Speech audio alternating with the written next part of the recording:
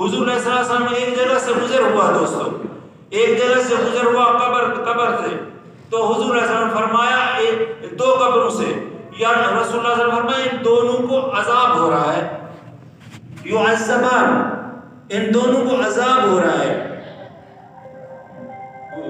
فَإِنَّهُمَا يُعَذَّبَانِ، وہ دونوں کو عذاب ہو رہا ہے، وَمَا يُعَذَّبَانِ بِكَبِيرٍ أَوْ كَمَا قَالَ عَلَيْهِ السَّلَامُ، ان کو بڑی بات کی وجہ سے عذاب نہیں ہوگا، لیکن یہ ہے بڑا کام، ہے بڑا کام، اور ان کو عذاب ہو رہا ہے لیکن چھوٹے کام کی وجہ سے۔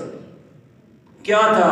حضور نے ایک قبر والے کو جو عذاب ہو رہا ہے وہ اس لیے کہ وہ لا یستتر من البول او کما قال علیہ السلام، اپنے پیشاب سے پرہیز نہیں کرتا تھا، جب پیشاب کرنے جاتا تھا تو وہ اپنے پیشاب کو صحیح صاف نہیں کرتا تھا، صفائی کے بغیر جلدی دوستو جب بندہ پیشاب کرتا ہے تو آسا قطرے آتے ہیں، اس کو بندہ اچھی طرح سے بیٹھ کر صفائی کر کے آئے، حالانکہ ہے تو کچھ نہیں۔ حضور علیہ السلام فرمایا استنزہوا من البول فإن عامت عذاب القبر منہ، آپ پرہیز کریں پیشاب سے، اکثر قبر کا عذاب اسی پیشاب کی غفلت کی وجہ سے، احتیاط نہیں کرتا بندہ۔ ہم وضو کر لیتے ہیں دوستوں لیکن پیشاب کی احتیاط نہیں کرتے، پھر نہ وضو ہوتا ہے صحیح، وضو بھی نہیں ہوگا، جب پیشاب سے صحیح صفائی نہیں کی تو پھر نماز بھی صحیح نہیں، وضو بھی صحیح نہیں۔ اگر امام بھی ایسے کرے گا تو ماشاءاللہ پھر سارا ہی پوری مسجد توبہ ختم۔ امام کو چاہیے کہ وہ زیادہ سے زیادہ پرہیزگاری اختیار کرے، امام کو چاہیے کہ وہ جو آگے کھڑا ہوا ہے سب کا امام بن کر، ہم سارے کہتے ہیں پیچھے اس امام کے، آپ امام کو بڑا سمجھتے ہیں اور امام اپنے آپ کو بڑا نہ سمجھے، چھوٹا سمجھے اور ذمہ داری بڑی سمجھے اپنے سر پر، اپنے آپ کو کیا کرے؟ چھوٹا سمجھے، سب سے چھوٹا سمجھے، ذمہ داری سب سے بڑی سمجھے، تو یہ امام کامیاب ہے۔ ایک آدمی کہے گا جی میں عالم ہوں، میں مفتی ہوں، لوگ میری قدر کریں، دوستو اللہ تعالیٰ اس کو ناقدر کر کے چھوڑے گا۔ کیوں؟ اس کے اندر وہ تقوی نہیں، اس کے اندر تکبر آ گیا۔ تو رسول اللہ صلی اللہ علیہ وسلم نے ایک وہ پیشاب سے احتیاط نہیں کرتا تھا اس لیے اس کو عذاب ہو رہا ہے، ایک یمشی بالنمیمہ او کما قال علیہ، ایک چغل خوری کرتا تھا، چغل خوری، جیسے ہماری عادت ہے سب کے ساتھ بنا کے رکھنی ہے، جی ہم نے تو سب کے ساتھ یہاں سے اٹھا اس کی بات وہاں سنائی، اس کی وہاں پر سنائی، اور پھر ہم کہتے ہیں بالکل ٹھیک ہے۔ ابھی ایسے ہوگا نا، ابھی آ رہی ہے الیکشن ماشاءاللہ، اب ایمان بکیں گے انشاءاللہ، ہم سب کے ایمان بکیں گے۔ ناراض نہیں ہونا، ناراض نہ ہو دوستو، آتے ہیں تو کچھ سن کر جائیں، کچھ کڑوی باتیں بھی سن لیا کریں۔ ابھی الیکشن آ رہا ہے نا، ابھی لوگ ایمان بیچیں گے، دیکھیں منشور کیا کہتا ہے اسلام کا، دین کا منشور کیا کہتا ہے، ووٹ کس کو دینے ہیں۔ ہم کہتے ہیں کہ مولویوں کا کیا کام ہے سیاست کے اندر، ارے بھائی نبی کریم صلی اللہ علیہ وسلم نے سیاست کی، ابو بکر نے سیاست کی، عمر نے سیاست کی، حضور علیہ السلام کے پاس جس کو چنا گیا وہ کون تھا؟ ابو بکر صدیق کو کس نے چنا؟ الیکشن کے ساتھ چنا گیا۔ آپ کہتے ہیں کہ کچھ بھی نہیں، اللہ کے بندو اپنے ووٹ استعمال کرو، اور یہ ووٹ جنت کی چابی ہے، جنت کا ٹکٹ ہے۔ اگر ہمارے دادا تھے، دادا تھے مفتی عبد القادر صاحب، وہ فرماتے تھے ہم نے ووٹ دین والوں کو دے دیا، وہ چڑھے نہ چڑھے، ان کو ٹکے، وہ اوپر کامیاب ہونا، وہ ہم کامیاب ہو۔ دوستو آپ یہ کیوں سمجھتے ہیں کہ یہاں سانگڑ کے اندر کوئی دیندار بندہ نہیں؟ ہاں ٹھیک ہے، جو دیندار کھڑا نہ ہو تو پھر وہ ہمارے بزرگ فرماتے ہیں جو کم بے ایمان ہو اس کو دے دے، کم بے ایمان ہو اس کو دے دے،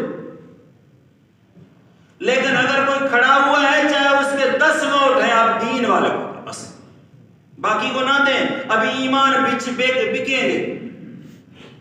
تو دوستو رسول اللہ صلی اللہ علیہ وسلم نے سیاست فرمائی ہے، تو مولوی کا حق بھی ہے سیاست کا۔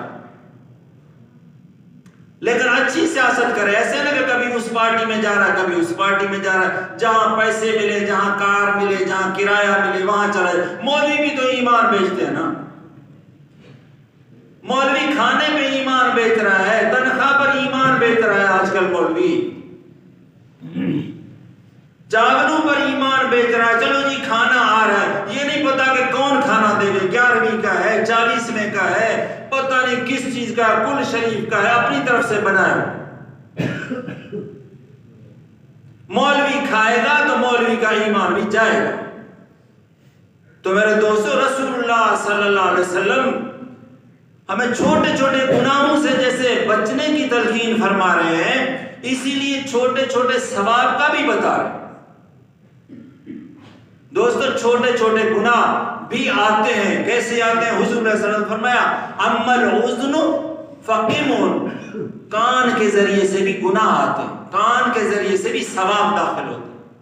یہ جو کان ہے نا، یہ حضور صلی اللہ علیہ وسلم نے فرمایا کیف ہے، کیف جیسے ہم تیل نہیں ڈالتے بوتل کے اندر اوپر کیف رکھتے ہیں، ہم تو کیف کہتے ہیں، آپ پتہ نہیں کیا کہتے ہیں۔ کیف اس سے جیسے تیل ڈالتے ہیں اس میں، یا پانی ڈالا جاتا ہے، بوتل سوراخ اس کا چھوٹا ہو، اوپر کیف ڈال کے اس میں تیل ڈالتے ہیں۔ حضور نے فرمایا یہ کان کیف ہے، کوئی چیز بھی سنیں گے یہ اندر جائے گا، دل پہ اثر کرے گا، گانا سنیں گے دل پہ اثر کرے گا کان کے ذریعے، قرآن سنیں گے دل پر اثر کرے گا۔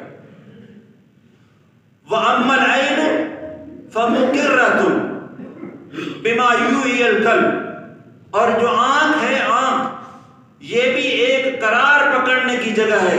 آنکھ سے جو چیز دیکھے گا دوستو تو وہ دل پہ اثر کرے، اسی لیے آنکھ کی بھی حفاظت کرنی ہے، زبان کی بھی حفاظت کرنی ہے، کان کی بھی حفاظت کرنی ہے۔ خصوصاً آج کل کا دور فتنہ چل رہا ہے وہ دوستو، آنکھ زیادہ ہے، آنکھ اور کان۔ زبان سے تو آپ کی مرضی ہے، جھوٹ بولے سچ بولے آپ کی مرضی ہے، لیکن جھوٹ بولتے تو ہمیں۔ حضور صلی اللہ علیہ وسلم کے پاس ایک عورت بیٹھی ہے، حضور صلی اللہ علیہ وسلم تشریف فرما ہے، بچہ اس کا کھیل رہا، تو حضور صلی اللہ علیہ وسلم، وہ عورت جو ہے ماں بچے کو کہتی ہے ہاتھ بند کر کے، ایسے ہاتھ بند کر کے کہتی ہے ادھر آؤ میں تمہیں کوئی چیز دیتی ہوں۔ رسول اللہ صلی اللہ علیہ وسلم دیکھ، جب وہ بچہ آیا قریب تو ماں نے ہاتھ کھولا، اس میں کھجور تھی اور وہ بچے کو دی۔ حضور علیہ السلام نے فرمایا اگر تو نے اپنی بچے کو بلا کر اور اپنا ہاتھ خالی دکھا کر اور اس کے بعد دھوکے سے اپنے ہاتھ خالی کر کے اس طرح بچے کو بلایا تو تیرا ایک جھوٹ لکھا جاتا، تیرے اعمال نامے ایک جھوٹ لکھا جاتا۔ دوستو ہم نہیں کرتے، تو یہ پڑھ لے، بچے کو کہتے ہیں تیرے کو 50 روپے دیں گے، تیرے کو 100 دیں گے، تجھے کھلونا لے کر دیں گے، سارا دن جھوٹ بول۔ ہمیں نہیں احتیاط دوستو، نہ جھوٹ کی نہ سچ کی۔ اللہ تعالی ہم آپ سب کو صحیح عمل کرنے کی توفیق نصیب فرمائے۔ وآخر دعوانا الحمدللہ۔